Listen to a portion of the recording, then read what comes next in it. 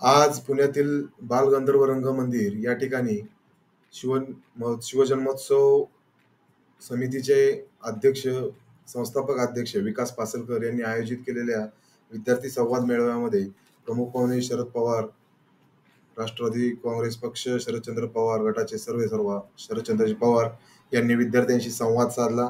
या संवादादरम्यान विद्यार्थ्यांनी त्यांच्या ज्या काही व्यथा असतील त्या सर्व संपूर्ण शरद पवारांच्या समोर मांडण्याचा प्रयत्न केला. तर आपण पाहत आहोत की गेले अनेक दशकं या राज्य आणि देशाच्या राजकारणामध्ये एक आपलं उंचीचं स्थान निर्माण करणारे शरद पवार हे अधूनमधून नेहमी विद्यार्थ्यांशी संवाद साधत असतात. त्यांच्याशी हितगुज करून त्यांच्या असणाऱ्या अडचणी समजून घेण्याचा आणि त्यांचं निरासन करण्याचा प्रयत्न करत असतात.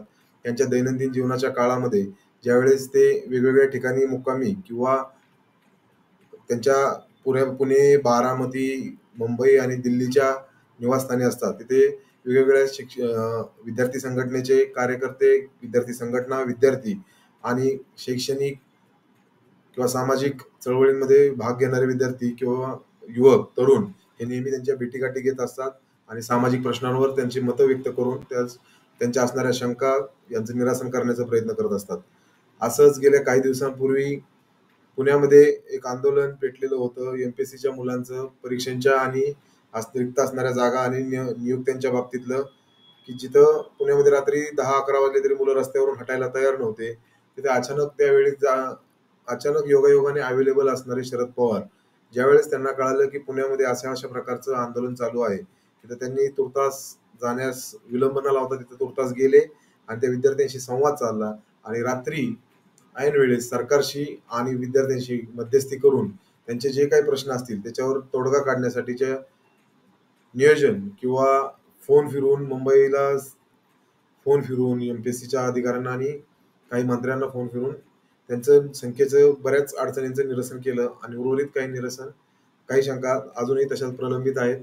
त्या गोष्टींसाठी विद्यार्थी हे नेहमी या मागण्या सोशल मीडियावर त्यांच्या आंदोलनातून जिथे जिथे त्यांच्या तक्रारी करण्याच्या सुविधा आहेत तिथं करत असतात. नेत्यांना त्यांची निवेदनं देऊन मुळात पुणे हे ठिकाण शिक्षणाचं माहेरघर असं म्हटलं जातं, विद्येचं माहेरघर असं म्हटलं जातं.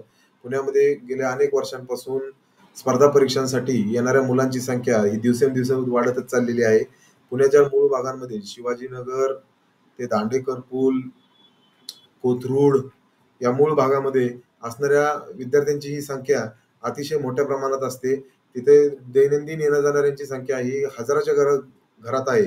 अशा प्रकारचे चित्र आतापर्यंत दिसत आलेलं आहे आणि आजही बालगंधर्व मंदिरामध्ये जी विद्यार्थ्यांची मॅक्सिमम उपस्थित होती ती स्पर्धा परीक्षा देणाऱ्या मुलांचीच उपस्थिती होती. त्यामध्ये काही मुलींचाही सहभाग होता आणि गर्दी असणारी त्या रंगमंदिरातील किंवा त्या सभागृहातील गर्दी ही इतकी प्रचंड होती की बऱ्याचशा मुलांना स्टेजवर बसवावं लागलं होतं आणि बरीचशी मुलं हे बाहेर उभाही होती. या परिस्थितीमध्ये आजचा हा झालेला विद्यार्थी संवाद मेळावा हे शरद पवारांनी एक अतिशय चांगल्या पद्धतीने पार पाडून मुलांच्या शंकांचं निरसन आणि उत्तर देण्याचा एक प्रामाणिक प्रयत्न केलेला दिसला. यामध्ये मूळतः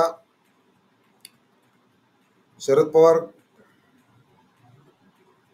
मुलींनी काही प्रश्न केले, त्याच्यामध्ये शरद पवार यांनी दिलेले महिलांना वाटा आणि सामाजिक कार्यप्रणालीमध्ये आरक्षण यामुळे मुलींनी त्यांचं स्वागतही केलं पवारांनी आतापर्यंत राजकीय जीवनामध्ये घेतलेल्या निर्णयांचं आणि त्याच्यावर त्यांनी प्रश्नही उपस्थित केले की मूळतः मुलींचे प्रश्न होते की PSI ला भरतीसाठी असणाऱ्या मुली यांच्या परीक्षेची तारीख, मेन्सची आणि फिजिकल टेस्टची तारीख याच्यामध्ये फक्त 1 आठवड्याचा गॅप ठेवलेला आहे. त्यामुळे मुलींना फिजिकल टेस्टसाठी ग्राउंडवर जाऊन प्रॅक्टिस करणे आणि तशी परीक्षा देणे हे खूप कठीण जात आहे. ऐन उन्हाळ्यामध्ये त्या तारखा आहेत आणि त्यामुळे या सगळ्या गोष्टी मॅनेज करण्यासाठी मुलींना वेळ वाढवून देण्यात यावा अशा प्रकारची विनंती त्या मुलीने केली. त्यानंतर एका मुलीचा प्रश्न हा या संदर्भात होता की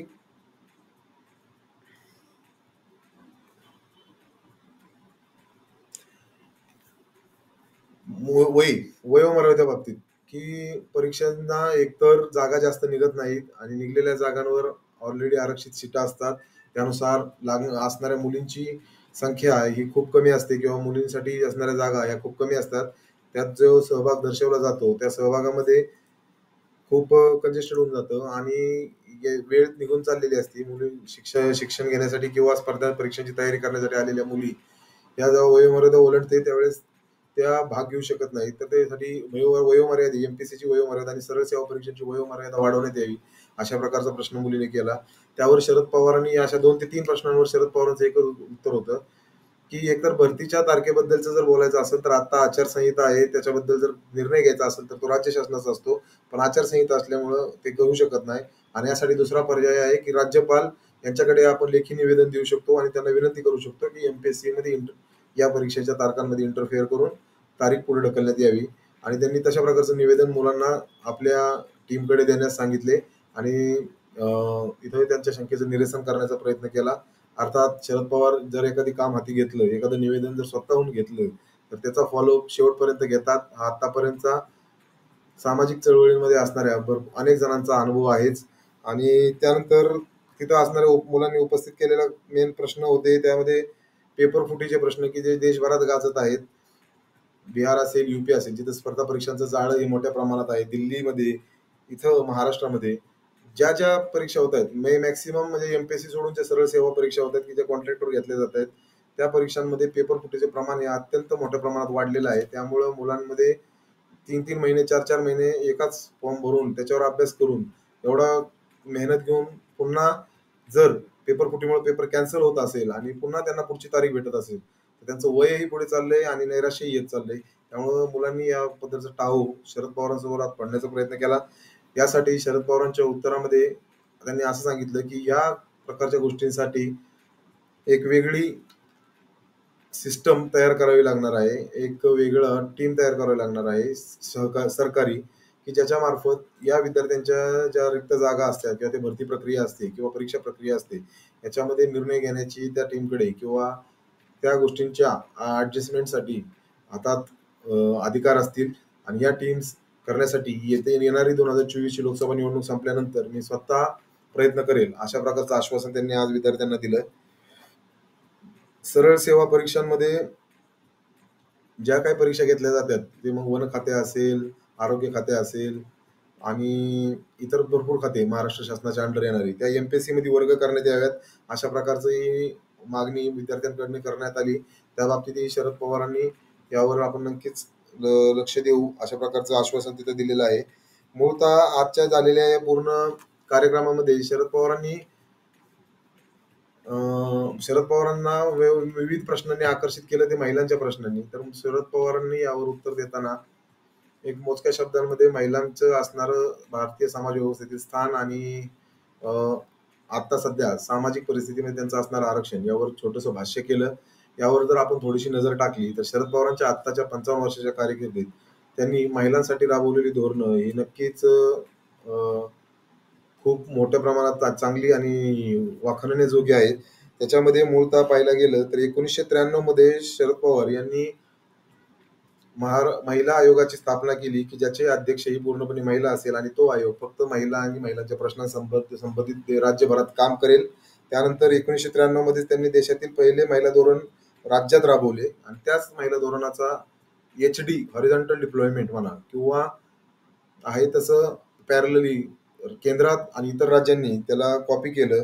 तर त्यामध्ये स्थानिक स्वराज्य संस्थांमध्ये 33% महिलांना आरक्षण आणि जे की आता 2011 नंतर 50% करण्यात आलं. आघाडी सरकारमध्ये, राष्ट्रवादी आणि काँग्रेसच्या सरकारमध्ये हे 33 ते 50% करण्यात आलं स्थानिक स्वराज्य संस्थांमधलं महिलांचं सहभाग.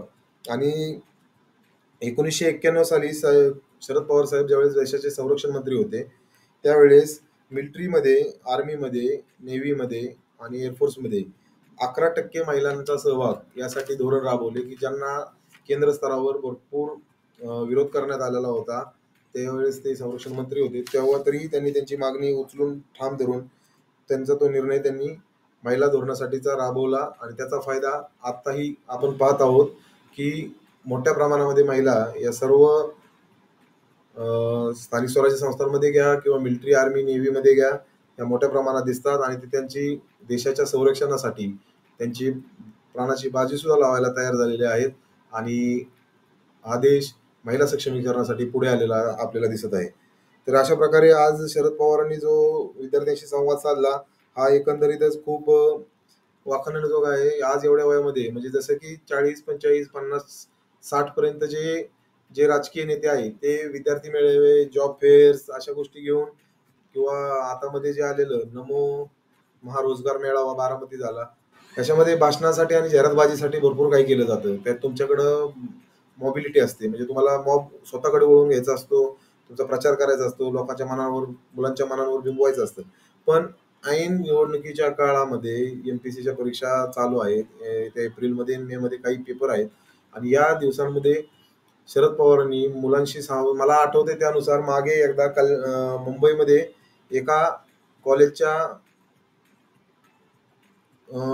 सभागृहामध्ये सुद्धा शरद पवारांनी विद्यार्थी मेळावा किंवा विद्यार्थ्यांशी संवाद करण्याचा प्रयत्न केला होता. त्यावेळी अशाच प्रकारचे अनपेक्षित असे प्रश्न मुलांनी शरद पवारांना विचारले होते.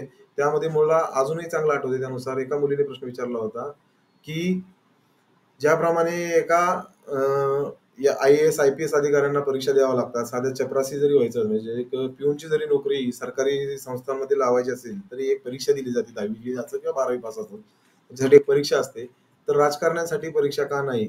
त्यांना पंतप्रधान पदापर्यंत हे स्वतःच कसं काय जाता येतं?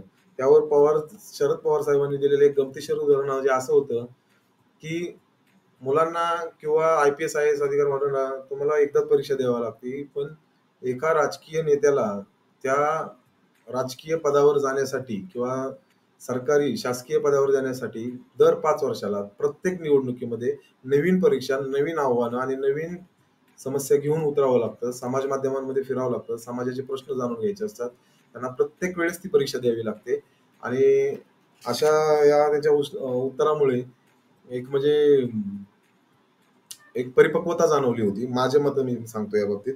तर अशा प्रकारे माझं मूळ सांगण्याचा उद्देश म्हणजे शरद पवार हे नेहमी विद्यार्थ्यांशी आणि यातील महाराष्ट्र आणि राज्य देशातील सामाजिक घटकांशी नेहमी जुळते राहिलेले आहेत. जवळीक राहिलेली आहे आणि त्यांनी विविध प्रश्नांवर कायम त्यांचा फोकस ठेवलेला आहे.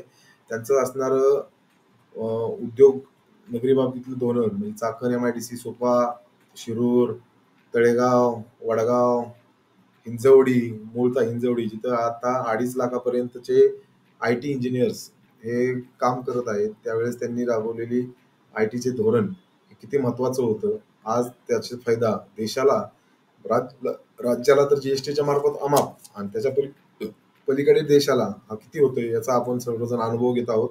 तर असे भीष्म पितामह, महाराष्ट्र आणि देशाचे भीष्म पितामह शरद पवार यांनी आज साधलेला विद्यार्थ्यांशी संवाद हा नक्कीच मुलांसाठी एक चांगली पॉझिटिव्ह संधी होती त्यांचे प्रश्न मांडण्याचा आणि यावर शरद पवार नक्कीच विचार करणार आणि निर्णय घेणार. सॉरी, या व्हिडिओच्या मी अंताकडे निघालो होतो, पण जाता जाता एक गोष्ट आठवली मला, की मी गोष्ट म्हणजे एक मगाशी मी डाटा पाहत होतो, तर ऑनलाईन पाहत होतो, तर त्यावेळेस मला TV9 मराठीच्या व्हिडिओवर काही कमेंट्स दिसले, की त्या वाचायला पाहिजे असं मला वाटत होतं. तर थोडक्यात घेऊयात महत्वाच्या. काय सगळे चांगलं बोलत नाही. तुम्हाला माहिती आहे कमेंट्समध्ये कसं ट्रोलिंग होतंय आजकाल. सर पोलीस भरती वय वाढून द्या सर, गोरगरीब मुलांचं कल्याण होईल. वयोमर्यादा वाढवण्याच्या संदर्भातले प्रश्न खरंच खूप महत्वाचे आहेत. मुलं इथं आई-बाप गावाकडे कष्ट करतात. मुलं इथं पार्ट टाइम जॉब करून कष्ट करतात. त्यांची जर परिस्थिती तुम्हाला पाहायचं असेल संध्याकाळची किंवा रात्रीच्या वेळी 10-11 नंतर जरा सदाशिवपेठ, तिथं पुण्यातील ज्या छोट्या-छोट्या गल्ल्या आहेत तिथून एकदा फिरून बघा. अंदाज येईल. मुलं रात्रीची सुद्धा अभ्यास करत बसलेले असतात. महागाई करून गोरगरीब जनतेचा पैसा लुटणारे भाजप हटाव, ते जाऊ द्या. पोलीस भरती वय वाढलं पाहिजे साहेब. पोलीस भरती वय वाढलं पाहिजे. पोलीस भरती वय वाढ झाली पाहिजे साहेब. गोरगरीब पोरांचे कल्याण करा. अशा भरपूर अडचणी आहेत. इथं मध्येच नमो नमो आलंय. त्यांना 400 पार, दुसरं काही दिसत नाही. बेरोजगारी दिसत नाही, महागाई दिसत नाही, पेपरफुटी दिसत नाही, मुलींवरचे महिलांवरचे अन्याय दिसत नाही. त्यांना फक्त दिसते 400 पार. ते तर नेहमीप्रमाणे चालूच राहणार आहे. सारथी स्टायपंड 3 मंथ वाढला पाहिजे.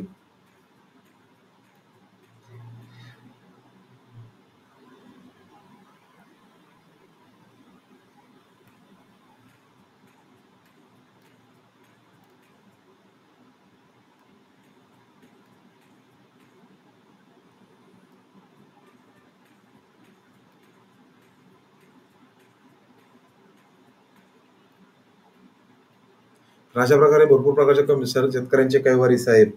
अशा प्रकारचे भरपूर पवार साहेब संपूर्ण शिक्षण फ्री करा.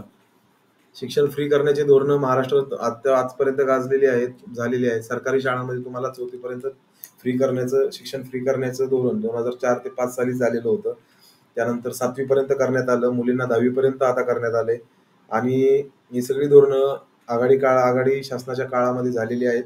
आता फक्त गरज आहे ती शैक्षणिक व्यवस्था मजबूत करण्याची, जे की प्रायव्हेटिझमकडे जो कल वाढलेला आहे लोकांचा, तो कमी झाला पाहिजे प्रायव्हेट शिक्षण संस्थांकडं आणि तो सरकारी शाळांमध्ये वाढला पाहिजे. यासाठी सरकारी शाळांची गुणवत्ता कशी सुधारेल याकडे राजकीय नेत्यांनी लक्ष देण्याची गरज आहे.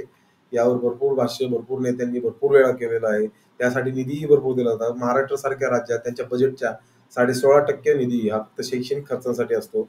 पण दुर्दैवाची बाब अशी आहे की याच्यामध्ये निधी सुयोग्य कामांसाठी किती वापरला जातो यातली शासनता किंवा यातील भ्रष्टाचार उघडकीस जर आणायचं म्हटलं तर ते अमाप प्रमाणात असतील. जसे की आत्ताच नुकतेच मागील 2 आठवड्यापूर्वी रोहित पवार यांनी काही फाईल्स ओपन झाल्यात. त्यातली एक फाईल पराग मिल्क आणि गोवर्धन मिल्क या संदर्भातली काढली होती, की आदिवासी शाळांमध्ये आदिवासी मुलांना दिल्या जाणाऱ्या दुधाच्या रेट्समध्ये कशी गफलत करून अर्ध्यापेक्षा जास्त किमतीने महाग दूध विकली जात आहेत आणि दूध जे दिलं जातं मुलांना त्याच्या एम-एल 250 एम-एलच्या ऐवजी 200 एम-एल दूध दिलं जातं. अशाही प्रकारचं त्यांनी भ्रष्टाचार एक उघडकीस आणण्याचा प्रयत्न केलाय. अर्थात यावर चौकशी होईल की नाही याकडं प्रसारमाध्यमांनी आणि इथल्या सरकारने किती लक्ष दिलंय हे बोलायची गरजच नाहीये, की कधीच होऊ शकत नाही.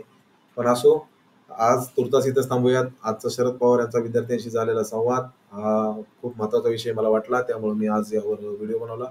आशा करतो की तुम्हाला सुद्धा हा व्हिडिओ आवडला असेल. सूरज स्पीक लाईव्हला जॉईन झाल्याबद्दल खूप खूप धन्यवाद.